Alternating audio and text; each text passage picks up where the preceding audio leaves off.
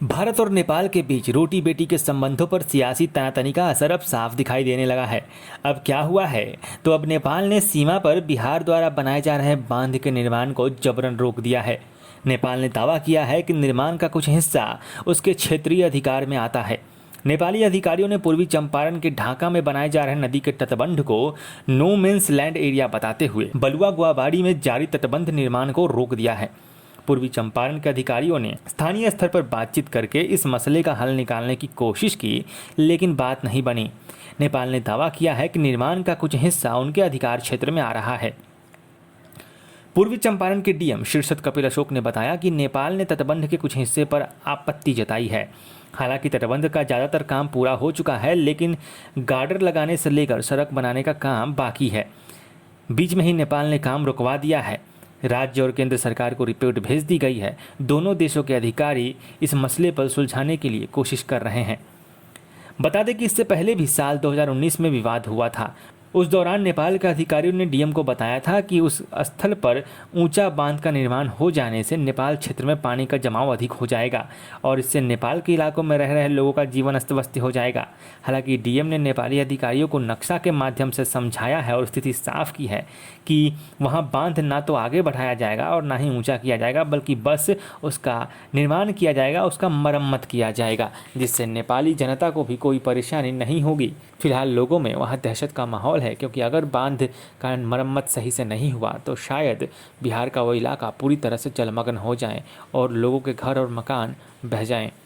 आप खुद देखिए इनके चेहरे पर वो खौफ है। यहाँ का संबंध भी वहाँ का भी संबंध यहाँ है। इसमें जो है बॉर्डर सील होने से आवागमन तो बंद है ही, लेकिन परेशानी यह है कि बाढ़ का समय आ गया हुआ है। बाढ़ से बहुत क्षति यहाँ होता है। यहाँ बांध टूटने पर कितने घर दह जाते हैं, कितने माल दह जाते हैं और यहाँ फसल बर्बाद हो जाते हैं।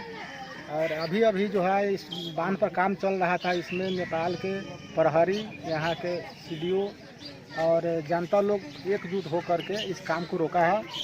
इस काम को रोकने से की कोशिश नेपाल सरकार के प्रशासन द्वारा और यहाँ के पब्लिक द्वारा किया गया, लेकिन जो है ना इस काम में क्यों जो है ना किया जा रहा है ये मुझे समझ में नहीं आ रही। क्योंकि बचपन से अब तक मैंने जो देखा, कभी भी यहाँ किसी तरह का कोई तनाव नहीं रहा। आपस में एक दूसरे के साथ मिलकर सौहार्द वातावरण में लोग ज़िंदगी गुजारते रहे।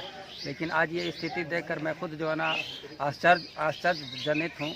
मुझे ये लग रहा है कि नेपाल के ऊपर किसी न किसी का सह है, जिसके सह की बुनियाद पर ये इस तरह छेड़छाड़ कर रहा है भारत के साथ। और किस जो है ना इसमें खराबी कर रहा है नेपाल, बॉर्डर को रोक दे रहा है, नहीं बांधने देंगे, बांध को नहीं बांधने देंगे, टूटे किया गया था। काफ़ी अच्छा काम हुआ है और कुछ जो लास्ट 400 मीटर में भी हमारा स्ट्रेंथनिंग हाइट रेजिंग भी हुआ है।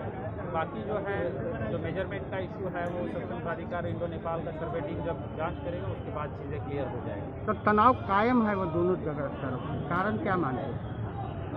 इंडो नेपाल फ्रेंडशिप ट्रीटी हमारे बीच में है और हमारा पूरा विश्वास है कि हम शांतिप्रिय लोग हैं और जो सॉवरेनिटी ऑफ इंडिया है वो हमारी फर्स्ट प्रायोरिटी रहती है। उसी के आलोक में जो है कॉन्स्टिट्यूशनल वैल्यूज़ को ध्यान में रखते हुए अभी हम जो है अपनी पोजीशन मेंटेन किए हुए हैं। तो शांति बहाली के लिए कोई उपाय? वो हमारी बात चल रही है, पीस टॉक्स हो रहे हैं। धन्यवाद। तो दोस्तों, प्रकाशवाणी को सब्सक्राइब कीजिए और बेल आइकन को दबाइए।